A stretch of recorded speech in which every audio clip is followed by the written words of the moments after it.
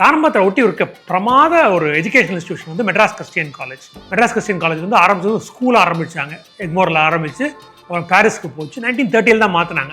1930 பாரிஸில் ரொம்ப கூட்டம் ஜாஸ்தியாக போனப்புறம் எஸ்பிளனேடில் வாசல் மாதிரி இருந்துச்சு.